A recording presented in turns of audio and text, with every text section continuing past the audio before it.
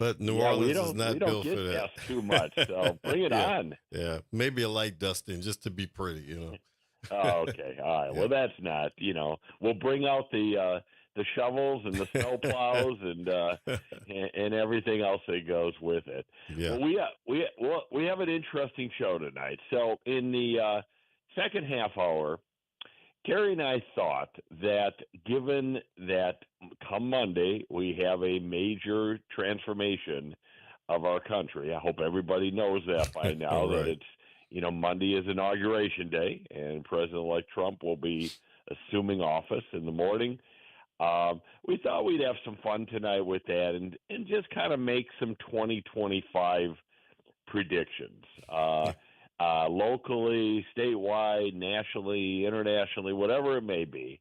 Yeah. Um, because the world is definitely changing. I have to tell you, Kerry, in every meeting that I've had the last 2 days, when you ask about the incoming president, the reality is people absolutely have no No idea. idea. I Yeah. mean, we don't know what it's going to be. Yes. And when we talk about substantive issues like Ukraine, I mean, sometimes we are met with blank stares. Like, even though they won't say it this way, what they're really saying is we're waiting for directions from Mar-a-Lago and then Monday from the White House, and Right. then we will know what direction we go. Right. Um, Right. Or when. so it's Yeah. real. Go on, go on. No, I said or when. I mean, this whole thing has been based on, the first day we're gonna solve all the world's problems. Now everything's like 24 weeks out and 16, so it's like, That's true. yeah. So there's a lot of That's doubt true. going on around there. Yeah, it's funny how what was going to be we're going to solve everything by Tuesday morning, Right. is now maybe by June, Right. we should Right. have a resolution. Right. But in the first half hour here, I think she's with us. Do Yeah. we, Marguerite? Are you with us tonight? Yeah, we have a caller. Yes. Okay, this should be Marguerite Doyle Johnston. Marguerite, you there?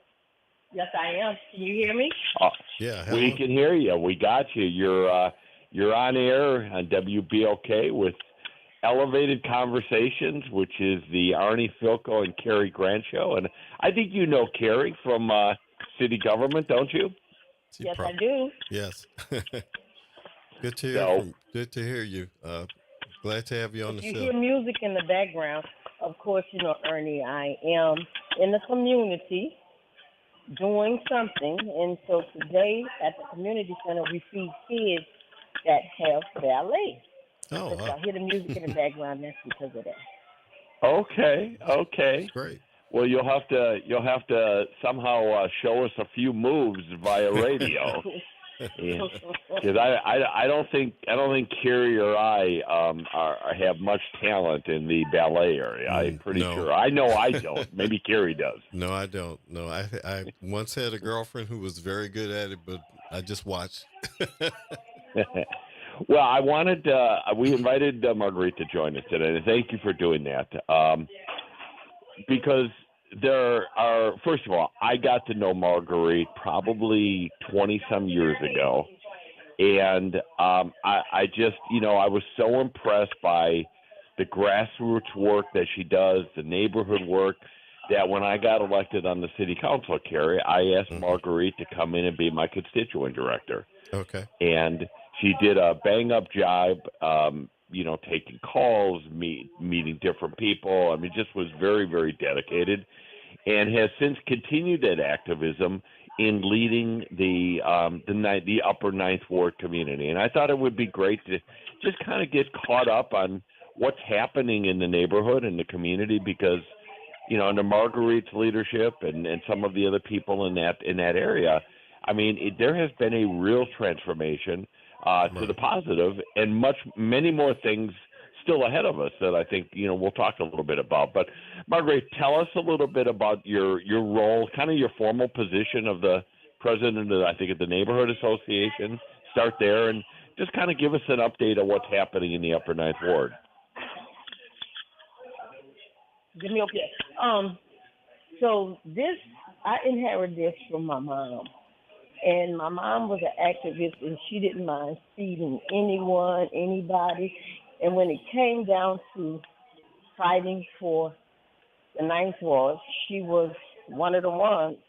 And so it went from there to me realizing that the people of this community really need help. Because, there's a saying about New Orleans is a city that cares for God. Well, the Ninth Ward was the area that cared for God. So when I started working with Ernie, it put a much stronger fire up under me to help fight the people of New Orleans to come back to the city. Mm-hmm. So ever since then, I've been fighting for the city. For the Ninth Ward. And that's how this. And I won't let anything. You got to come through me first. 'Cause we're not taking. Not no more. We're not taking no second hand and this, that, the other. We're not gonna forget about the Upper Ninth Ward Desire Florida community. So ever since then, we fought to get what we used to call the white building back, and that's where all the music coming back, because we had before that, Ernie and I, when he was in office, he took a real loving to the Ninth Ward.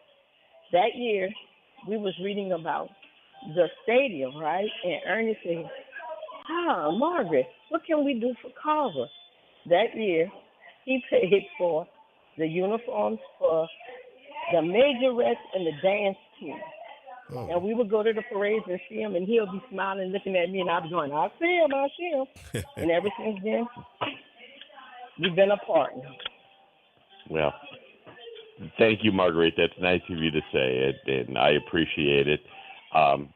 Again, you have been, on the front lines fighting for the Upper Ninth Ward and Florida Desire community, and continue to do so. There's been a lot of really good things happen just even in the last couple of years. Tell the listening audience a little bit about some of the successes. Okay, so some of the successes is giving hope that came into the community, and they bought a community center in the back part of the Desire Housing Development.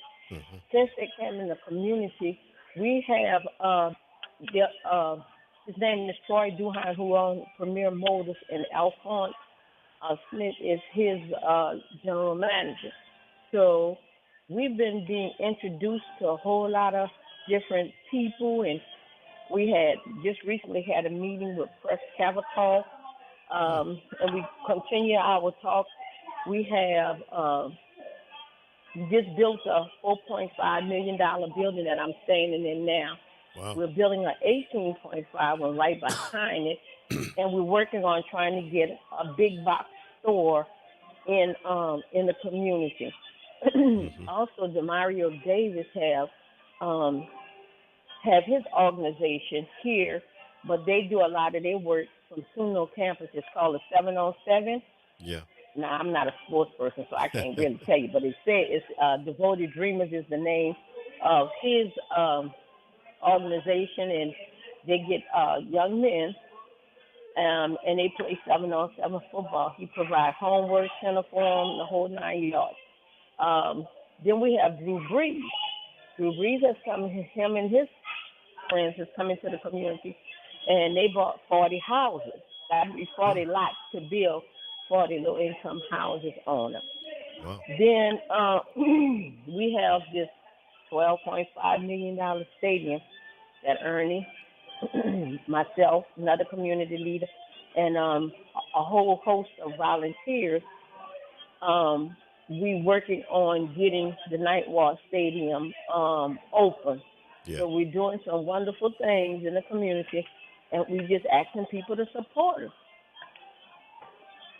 Well, you are, Carrie. You noticed how Marguerite added $2.5 million to what I've raised for the Ninth Ward Stadium. Well, so right, she's already projected another 2.5. She's giving you a target to I work love on, that because that is what we're trying to get. Yeah, she's giving you a target to work on. And it will happen. Yeah. Marguerite, first of all, talk about the community center. Carrie, I don't know if you've been there or not. It is it is a fabulous facility. Mm-hmm. Just talk a little bit about what it entails and what kind of programming they have, because I was I was so impressed the last time that I was there. Okay. So the name of our center is Desire Florida Multi-Service Center Okay. because we do so many different things.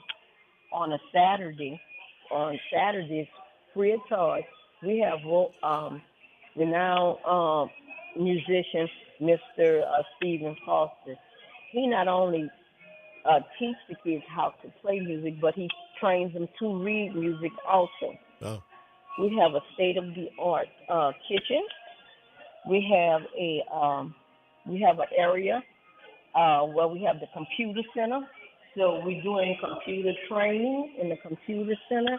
We also have a meeting hall that we use. Then we have what you call the multi-purpose hall that we lease out to people, like having a party. Yeah. We lease that out to them also. And we got this gigantic backyard. And we lease that out to the community also, so that they churches might want to give a picnic. Yeah. We have a state-of-the-art dance room where you learn ballet, and we also have competition dancing. And that's about it. And a lot of times we get a lot of people that's actually beginning. We're only 1.5 years old. We're about to make 2. And we really want more people to come and utilize the center. We also, starting next Thursday, we have a lady with Ms. Moore's Taxes. They're going to come in and help the community by doing the taxes. And then we have after-school tutoring. We have a lot going on over here. But, Sounds like it. It's Yes. growing. It's getting bigger and bigger. We feed the kids after homework center and after dance. We're working on now feeding senior citizens. And we also give out commodities to senior citizens. So my plate is real full. The only time I have off is on a Sunday. That's about it. Yeah, Then I'm at I don't 8 to 5. think taking off is in your nature. You are always working on behalf of the community, and you mentioned Troy Duhan, and I as people may know, Troy owns many car dealerships in the greater New Orleans area and California and other places. But Troy is one of the greatest philanthropists of our community. He and his wife have dedicated themselves to the Ninth Ward community, but they do so many other things. They sponsor orphanages around the world. Just a tremendous individual, and I want to make sure that we thank Troy publicly on this show for really the incredible things that he's doing. And talk a little bit more. I'm curious. Something else? Ms. Benson donated money to open up a school here in our community, right across from Troy Duhan Center. Okay. Oh, okay. That's great. And is that school open, Marguerite, now? No, we're working on it now. That's wonderful. Okay. And it's it really is. I mean, look, I'm involved in that part of the city because of the Ninth Ward Stadium, and there's so much potential there. I mean, Terry, one of the things we hope the new stadium, which again we're going to break ground this spring. Yeah. One of the things we hope that the new stadium will do, not only be a great athletic center for the kids of New Orleans, but we really hope it'll be a catalyst economically for other projects to come to the Ninth Ward. Right. Right. And because, there's tremendous opportunity. And, Marguerite, one of the things I wanted to ask you is what are the demographics like of the community? What percentage would you say of people that were in the Upper Ninth Ward before Katrina? What percentage have returned, and are you seeing new people moving to the area?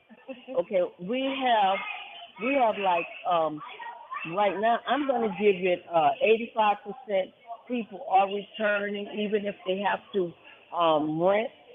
But the majority of the people that's back, they are the ones that's coming back now. They are they wasn't here before Hurricane Katrina, Uh-huh. so I'm going to give that other percentage that to them.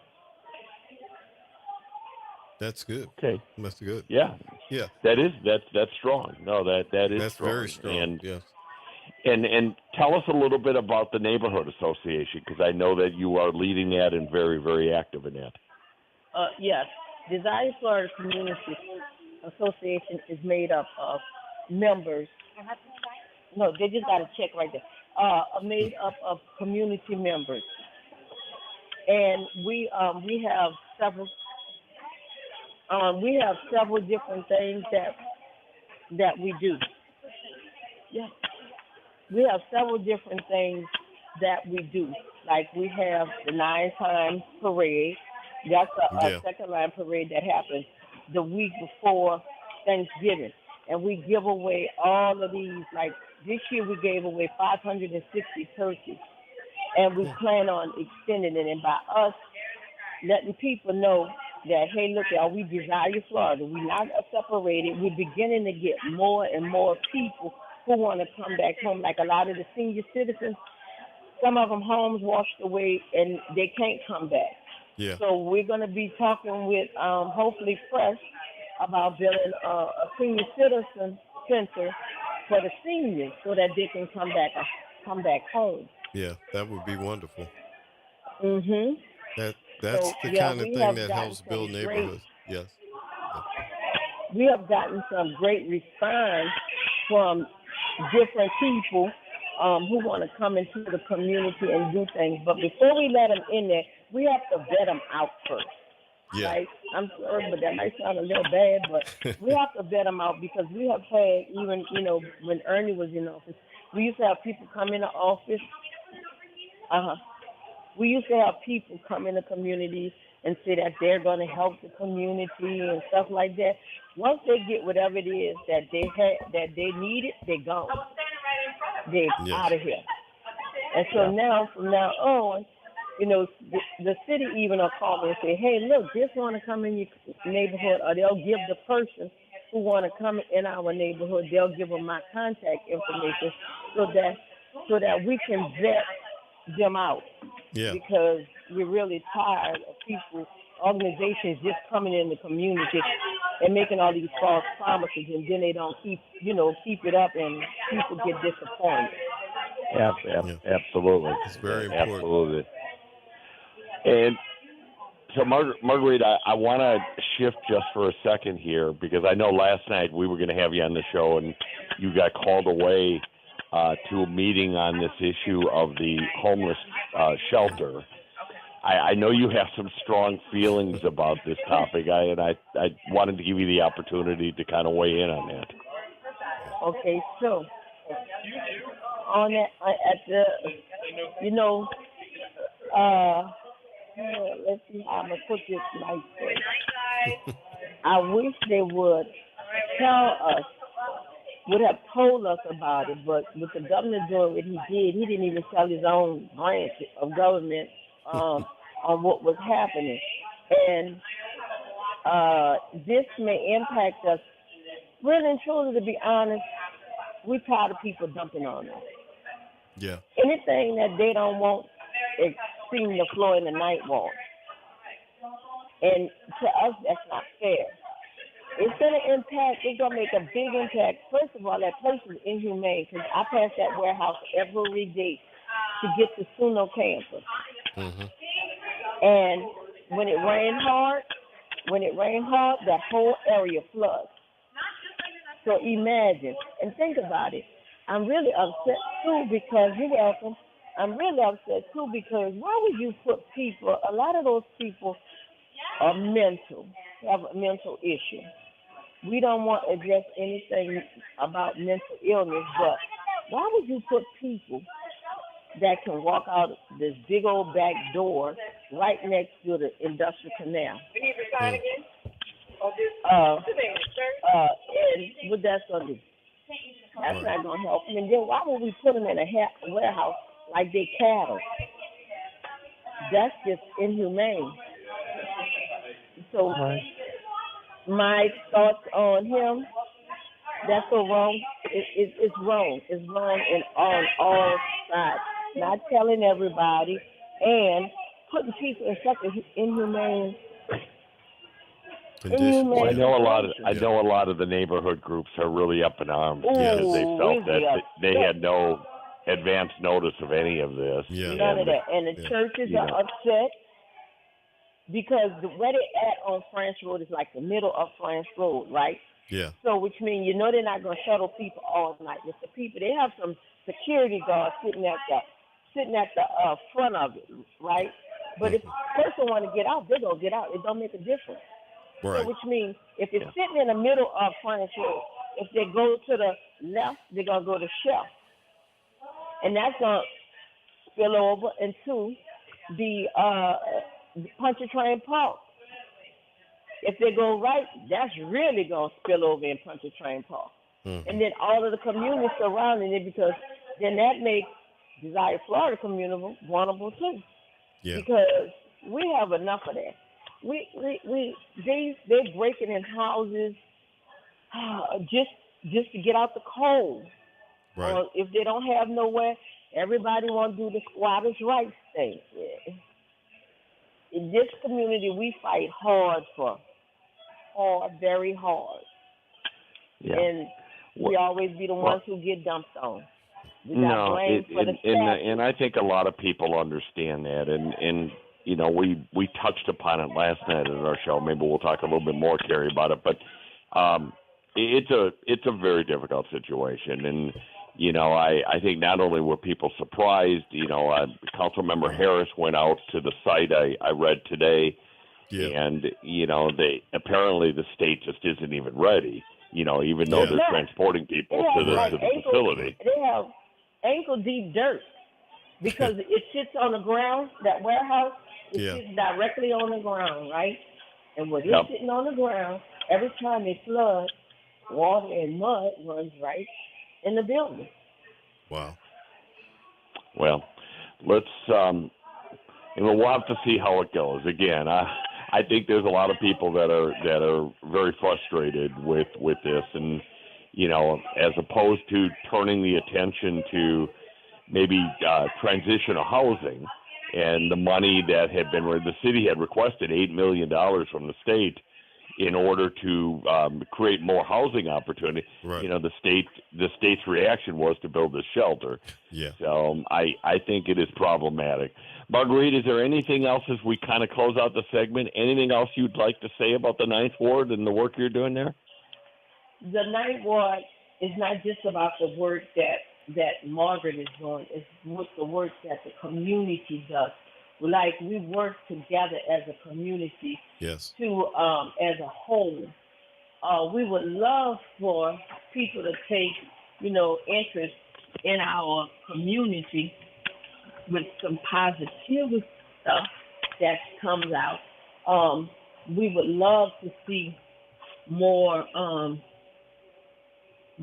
We just don't have one school open. We would love to have a feeder school, like a middle school or something like that. And if there's anyone out there that's listening and they want to talk to me, you can contact Ernie, and he can give you my phone number. My phone number is plastered everywhere anyway. So I would be happy to do it. How's our mutual friend Wilbur Thomas doing? I was gonna have him on here with me tonight, but he, Zulu, just the Zulu time. I understand. Wilbert is a member of the board for the Ninth Ward Stadium and a really great guy, very deeply concerned about his neighborhood and community, and he and Margaret form a very impactful team together. So, listen, I just wanted to thank you for joining us. Thank you for all you do, and going back many, many years, thank you for you Thank know, you. helping my office and serve the people of New Orleans. And we'll have you back again once we get the stadium moving a little bit, and we'll talk a little bit more about that as well. Thank you so Okay. much. We're going to take Be a blessed. short break. Thanks, Bye-bye. Marguerite. Take care. We will be back just In a a few minute. minutes.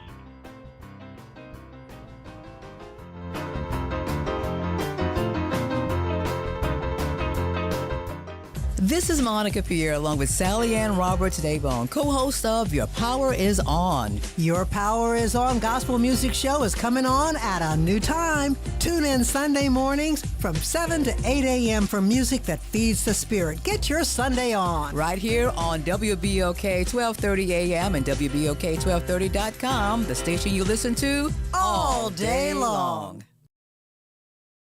WBOK 1230 AM online at WBOK1230.com. The Arnie and Carrie Show with Arnie Filco and Carrie Grant. And All right, we are back. It was, Carrie, it's nice to talk to people in our community that, yeah. you know, may not get the publicity, may not be in the newspaper, but are really doing incredible work day in and day out. And, you know, Marguerite is just one of those people. Absolutely. And one thing that I know about people from the lower Ninth Ward from before Katrina and after Katrina and everything, they are the staunchest fighters for their community I've ever met. And they're always putting in that extra effort, and it's their life. I mean, they are really those people. And it's a sight to behold to see how much they care about their neighborhood. And I'm so glad to hear that people are making huge investments out there, and they need to make more. I mean, you know, this is a true community of individuals. It's great to hear that housing is picking up out there, whatever. And what she said about a senior center, because I know there's lots of families who, you know, that's where they grew up at and their families came from. So, I mean, they'd love to have something where their elderly people could live out their final years in their old neighborhood, so to speak. That would be great. I hope somebody can really get that off the ground as well. Yeah, absolutely. And, you know, it's nice to see people that may not have had a direct connection to the neighborhood. I mean, Absolutely. you know, I look at a Troy Duhan and just see the amount of money and the love and support he's given that community now for many, many years. And, Yeah. you know, all of us that are Saints fans don't know what Demario Davis does on the field. But they may not know, you know, here's a guy that wasn't from New Orleans, Right. and has come in and invested in that area. Education is his thing. That's his big area of interest. And you know what he's doing with young kids and ensuring that education is a priority. Yeah. It's just wonderful, you know. And you know, when you got people like that, Drew Brees, you know, I don't want to leave anybody out.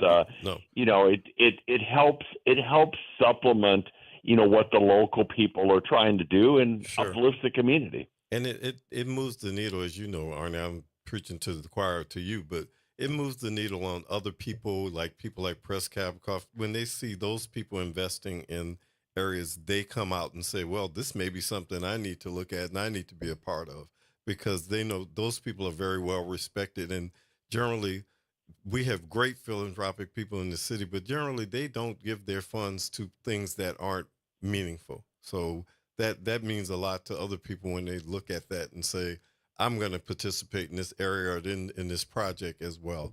And one thing I want to say about the philanthropic community in New Orleans, for a small city with small population, we punch way above our weight in what we give as individuals in this city. It's really a phenomenon that people need to realize how generous people are here. That's really true. I mean, it is. You know, we don't have a lot of big donors, but what we have exceed capacity. Absolutely. And it's because we love New Orleans. I mean, let's be honest. I mean, in a lot of cities, you have a lot of transient community. I mean, New Orleans is a city of multi-generational families. Right. And we have such and a city that, you know, has welcomed people that have come here. You know, Right. You know, I've been here, you know, more than 2 decades, and I certainly feel, you know, I'm not a native New Orleans, but I certainly feel, that I've been warmly welcomed during my time in New Orleans. And I think that's the beauty of our city, is that combination of the genuine warmth of families that go back generation after generation, and then especially post-Katrina, so many new people that have come to the community, fallen in love with it, and either by giving money and philanthropy or using their hands or whatever it may be, want to make a contribution and just make the city as good as it could be. Absolutely. Like you said, a lot of this, we talk about the big donors and their names are known, but there's lots of little donors who give whatever they can. And like you said, and a lot of people here give their time and energy, which is even more valuable than money in a lot of these situations. So I'm sure there's somebody out there teaching ballet. It's not just that they have a ballet class, but there's somebody teaching who's probably doing it for free. And, that's a wonderful thing. Yeah. And it's I know Marguerite was in the middle of lots of people around her. I mean, isn't it cool, Carrie? I mean, look, absolutely. A large part of New Orleans is our senior citizens. And, for the folks in the Ninth Ward to have a really first-class venue where they can go and have dance lessons and just enjoy the life, that's really important. And it was great to hear that. Well, I was kind of laughing to myself just listening to the background noise from where she was, but just hearing kids' laughter is just always a good thing. It's always positive that they're enjoying themselves. With all the things going on in life, sometimes we forget how little people and our older people, get some enjoyment out of these things that we all try and help provide for them. For sure. Maybe we could send our producer Jazz over there to teach ballet one night. There you go. I have a feeling he's a pretty good dancer. Just something tells me that. So he's not denying it. So yeah. He's not denying it. Okay. Well, all right. Well, that's good. We'll make that referral over to the community center. Yeah. I thought, Carrie, we'd finish the hour as I said at the top. I just kind of maybe making some projections, talking about what we see ahead going into the next year here as we begin 2025. And you want to start, and we'll kind of just maybe go back and forth a little bit. Well, I know we were going to talk about politics, but I'm going to make my first prediction about sports, and I'm going to say Notre Dame will be the champion by Monday night. I'm going to definitely go down that rabbit hole.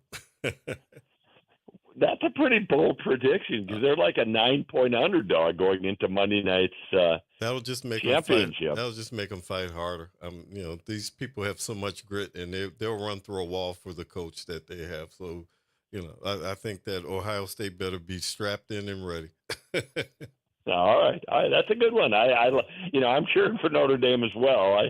I'm a little, I felt good about the last game in the, in the semifinals. Ohio State they're pretty darn good. I am a little bit more nervous about this game, but yeah, it would be great to see Notre Dame win it. I don't know. There's something about this year. Yeah. They kind of represent, the fight of our country and our community. So, that'll be fun Monday night. I can't wait to watch. I'll stay in the sports area. Okay. I think the Saints are going to select. I know everybody was talking Aaron Glenn, and I was talking. Yeah. I like Aaron Glenn. The problem with Aaron Glenn is that there are some restrictions on communication, and the more that the Lions win, the more difficult it is to get any of the coordinators from the Detroit Lions.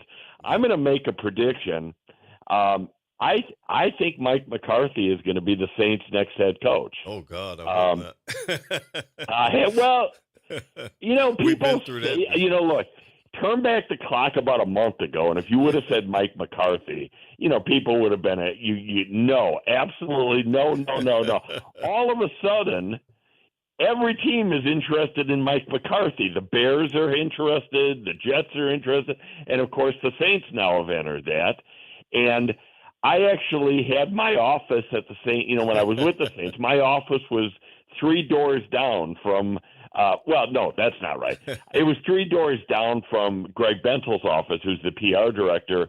But Coach McCarthy would always come down to Greg's office and And once in a while I would go in there, and I found the coach to be a really warm, nice person. And of course, he went on to Green Bay, which that made I liked him even more when he won a Super Bowl. But I don't know, Kerry. I don't think it would be the worst selection for the Saints. I think since he was here before, I mean, you're very biased. I just have to tell you that's a very biased opinion, but I'll let you have it. But I think what we really need is Joe Brady. I think Joe Brady can come in here and turn practically anything around on the offense, and he's a good, tough young guy. He has that look of those young offensive coordinators who seem to be tearing up the league, being head coaches. So I think we've done. All right, I'm going to push back just really quickly on you here, and here's why. Joe Brady, very good at LSU. Yeah. Went on to Carolina, though, in the NFL, and to be honest, was not successful.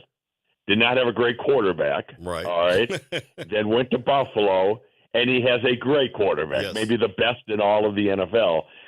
I am just not sold with Derek Carr as quarterback, or maybe worse, that a Joe Brady could come in here and change things. That's just me, but who knows? He may be the young whippersnapper offensive guy that you're looking for. Jazz is weighing in. Hold on. Arnie, I'm sorry. I'm sorry, Get him, Arnie. Jazz. Because I was happy when Mike McCarthy went to Green Bay because he brought us a championship. I'm with you on that. But here's my problem with Mike McCarthy. Mike McCarthy is proven to not be able to win with less than a Hall of Fame quarterback. Yes. Well, let's see. I'll just say let's see. The Saints clearly have some interest. He's on the interview list. We'll see what happens. And I think, in all honesty, I think the Saints wanted a Mike Vrabel type, kind of a, I'm going to take charge of the entire franchise type of guy. McCarthy is a little bit of that, not totally, but a little bit of that. And, I worry that if they, going after a coordinator that hasn't had head coaching experience, doesn't give him that. Now, I will tell you, I do like Aaron Glenn. Yeah. Aaron Roth. No, what am I saying? Aaron Glenn. Glenn. Yeah. That's it. I do like him. He has a New Orleans experience background. He's been with the Saints. He's been incredibly successful in Detroit. I think he'd be an excellent suggestion. I just worry about, again, I think the Lions are probably headed to the Super Bowl. Right. I worry about the Saints' ability to have communication and make a hire like that. Yeah, but those two coordinators are definitely going to be head coaches coming up. You're right. It's pretty inevitable. The Lions seem like they're going to be in the Super Bowl no matter what, and those guys are the most highly sought guys there are. I don't know how much time you can wait on making a decision or whatever, and I don't know if they're really totally interested. I mean, we're probably one of two teams that he's interested in, particularly Aaron Glenn. But, like you said, just the communication factor causes you to have a lot of consternation about doing this quickly or, having some commitment. So, you need to get going with this. I mean, we've been without a head coach really for a long time as a lead team. So, there's a big hole there that needs to be filled. Yes. All right. Well, we've covered the sports field. I'll make one more prediction. I think LSU wins the national championship next year. They are loaded. Players they got out of the transfer portal were phenomenal. They still have their quarterback returning, who's I think going to be probably a top 5 selection in the draft the year after this. But I think LSU, and the coach made this prediction a couple months ago, and I think it's going to come true. I think LSU is going to be an absolute powerhouse next season. I hope so. I'll just make that prediction. I hope so. Okay, we'll leave it at that. All right, Kerry, you teased us with politics. Yes. So, and you and I love politics. Absolutely. Jazz love politics. So let's go there. Okay. Where do you want to go on the political side? Well, it's like you said. I mean, I think the one thing that's not even a prediction, but it's just true. in terms of the presidency and new administration and everything, because there's so much consternation, so many things that are up in the air, and so many things that have to be resolved or have been promised to be resolved. I think you're going to have, I'm making a prediction that's pretty easy that the first 6 months of this is going to be pretty chaotic. I mean, I think that people need to understand there's going to be a lot of trial balloons, a lot of stuff proposed that's never going to happen, some things that are going to happen that we never even heard of before. So I think that the only thing that we can say is that uncertainty is the only certainty that's coming out of this administration for the next, to me, the next 6 months. So that's my prediction for that. Well, I think that's a pretty safe prediction. Yeah. I think everybody is just on hold right now, waiting to see, come Monday at noon what I would anticipate that really starting literally on Monday, you're going to see major immigration change. Yeah. You're going to see executive orders coming from the White House that really clamp down on the southern border. Yeah. You're going to have roundup of illegal aliens that have a criminal background. Yeah. The thing, and I'll say this: on the immigration front, look, I think almost all Americans agree you can't have an open border. We have to have a better system on our southern border, but I also hope that there's some common sense and humanity built into it. Especially with families here. I mean, yes. I don't think people understand that a lot of kids, that are living here are American citizens. Right. And, they're maybe one or both of their parents are not, but you don't want to separate them. I mean, that's not what American values are about, and it's complicated. It's not easy. Right. But I hope that while we have good, hard laws. And the other thing I'll say this is our asylum system definitely has to change. I mean, I am not a supporter of having people be able to come in the United States, wait for a year, go to New York, Chicago, wherever it may be, while their cases are pending. I mean, that doesn't make any sense to me. It really does. I agree with that. So, I think they're going to have to change that. They're going to have to really define asylum and what it really means for all of these countries, Central American countries, South American countries. They need more judges. Shouldn't take a year to adjudicate whether somebody has a legitimate asylum case. No. So I think that's going to be a big thing. And, and look, even cities that were, sanctuary cities, the New York or Chicago, some of the bigger ones. I mean, I have to tell you, when you listen to the mayors of those cities and the people of those cities, I mean, they just can't handle it anymore. They don't have the money to absorb, the levels of immigrants that are coming in. So that's a problem that has to be fixed. Yeah, no, you're right. I mean, and that's the one thing that, frightens me or whatever about, gives me concern about the new administration is, will you have, like you said, some compassion, but also will you have the patience to do some of these things in the right way? Look, President Biden said last night in his speech that, you don't want the new administration to fail or not succeed at things because everybody's in this boat. So it's not, it doesn't help any of us if you just do rhetoric and, detain people at the border for 4 years. That's not going to really get to resolution on any of these things. Yeah, no question. The other, there's so many issues that the federal government's going to be involved in. I think one of the big ones that affects us in South Louisiana is the energy sector. Yeah. And I don't think this is not very bold in making this protection. I think we are going to be seeing a return to oil and gas exploration in a much bigger way than we've been the last 4 years. The LNG, liquefied natural gas has become a major source of export business for the state of Louisiana. We met with some people from East Europe today, and it's amazing. Louisiana is truly at the forefront of delivering through LNG, delivering energy to Germany and to Western Europe and now onto Eastern Europe.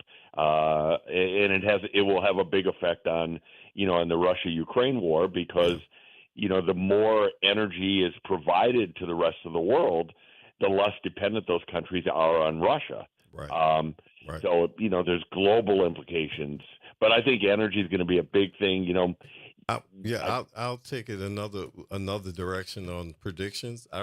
We were talking about this the other night, but I think that the one thing that's going to happen, and it's going to happen in the next year, I think we're going to have some real movement on these insurance issues in Congress. I think the fact that a fourth of Congress, all those representatives and senators from California and everybody now see that, there's some sort of disaster insurance in our future. There's flood insurance changes, and they're going to I think there's going to be some legislation coming out almost out of nowhere about this insurance crisis in the country of companies not writing policies, canceling policies, and the like. I really believe that that's going to be a movement that's going to start because these wildfires and everything, people can say it's not climate change, but it's happening.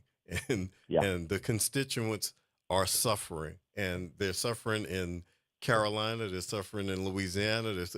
There's so many states that are Florida and everybody who are involved in this with lots of representatives and lots of voters. I think that those are going to become things that, honestly, Arnie, I think this might be one of the few things that might be bipartisan, and get some support. Yeah. I think you're totally right. I mean, think of how different it is today. I mean, nobody wants the misery of these natural events, but I mean, as you said, you've got the storms that came through Florida and North Carolina and South Carolina, Tennessee. Now you have the fires in California. Right. I mean, this is no longer what it was when we faced after Katrina, when we had literally people around the country and members of Congress saying, well, why would we want to rebuild Louisiana? Right. They're always going to be at risk. Well, if you take that approach, half of our country is at risk. Right. So I think that's a great point, Kerry, and look, we need this desperately. I mean, you and I have talked about this numerous times, but we have got to get a better flood insurance protection system at the federal level. Right. We have to get more carriers writing policies so that our homeowners and auto and other areas that we're not paying through the nose right now, which we are. Right. So I do think, and I think that is bipartisan, and that's a good thing. That may be one of the few things that the Democrats and Republicans really can work on together. Yeah, and they could work on together. I mean, I think, like I said last night, Speaker of the House being from Louisiana, that type of thing. Those people need to lead the charge in that. I mean, look, we need to stop worrying about this industry. The industry seems to just want to collect premiums and never pay off, and it's like, I understand that's how insurance works for the most part, but we're not in that place anymore. And I'll tell you, I think there's going to be a short fuse here with Governor Landry on this topic because he kind of gave the insurance issue over to our insurance commissioner. And, we saw last year that basically the position of the commissioner and the Department of Insurance was, well, let's be a little friendlier to the insurance industry. Right. They have the ability to cancel policies where they weren't able to do that before. Let's look at the reinsurance. But the theory of all of that was the kinder you are and the more understanding you are, well, more carriers are going to come into Louisiana and then want to write policies. Right. I don't know that hasn't happened. Now, I do know. I don't think we've seen that yet. Right. And, and I think the governor is not going to be very patient. I think this is one of his top issues. And if he doesn't see progress in the next year, I think you're going to start to see new policies come out of Baton Rouge. No, I agree. So, I think that constituencies all over the country are going to do the same thing. I think you're right. I think that a lot of states have tried this method, and they aren't seeing any results. And the constituents are really going crazy on these representatives and, like you said, and the governor. And I think the governor's like, we gave you a chance. Months and months have passed and we don't see any progress. So, yeah, I agree. I think this is one of the things that will unite people across the board. I believe that. And the other thing Kerry, about I'm going to give you yeah, I'm going to give you a really positive one here, okay? sure. Okay. I believe that in the city of New Orleans, Yes. we're going to have a new mayor. We know that. Yes. And you and I are, at least I'm not going to go off tonight and start predicting who that person is. But I'm going to predict that the next 4 years are going to be one of the golden 4 years of the history of New Orleans, because just as we saw post Katrina, when we were down and out and getting people back on their feet, I think people are very frustrated right now, Yes. and I think they see the potential of the city, and they're no longer willing to just wait and not have progress. No, you're And right. You're right. and I think the focus is going to be on the basic issues, the infrastructure, the lights, Yes. the roads, crime, all of that. And I'm going to predict after this, whoever is in the mayor's seat, that when we get to what it'll be, 2030. That's hard to believe, by the way. 2030 Wow. Yeah. will be the beginning of the second term. Mm-hmm. I think that people are really going to be very happy with that first term, that the approval ratings are going to be strong, and that we are going to be on our way to really solving some of these long-standing issues and problems that other cities have been able to more easily resolve than New Orleans has. Well, but I don't disagree with you, Arnie. I mean, it's right there for the taking. I mean, what I would say is no matter who's in any of these offices, everybody needs to understand if we all put our heads down, we have the ability to do this. That's the first thing. The second thing is there's lots of things that have been put into place, like the new housing fund and things like that, that we haven't even tapped into for its potential of what it can do.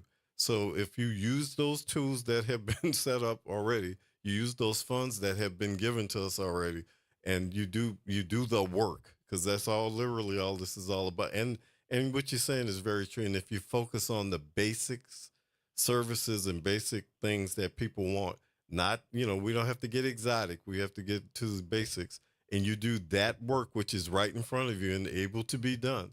This can easily happen. I really agree with you about that. You can easily get this done, and the public is ready to row this boat in that direction. Everybody I talk to is ready. They don't care who's in office, really. They're ready to move in that direction.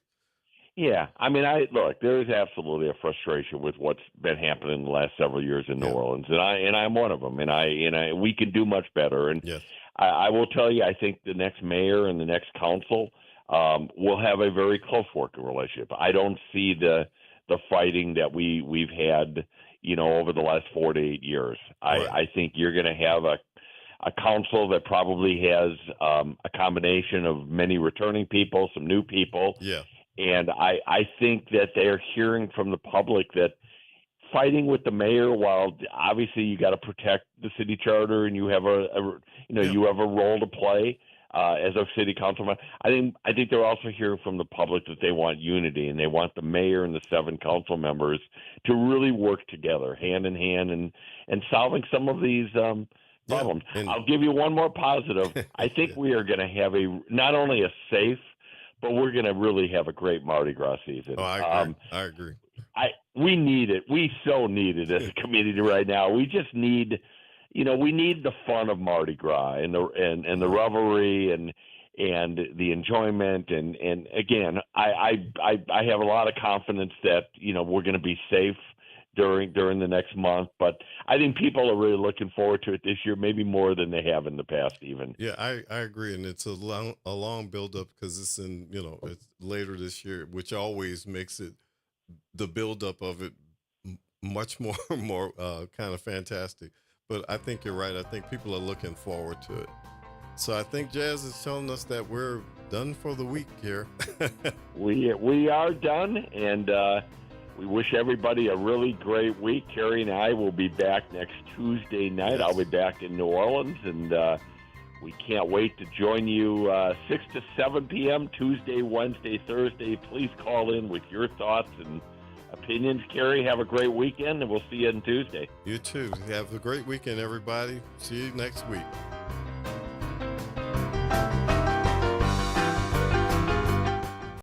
Start your day off right. Just getting your day started. Early morning gospel on WBOK 1230 AM. NOLA Public Schools' main round enrollment for kindergarten through 12th grade is now open. With 73 schools available through the NOLA Public Schools Common Application Process, or NCAP, finding the right school fit for your family is easier than ever. List up to 12 choices to maximize your chances and apply by January 24th. We're all in, and we hope you are too.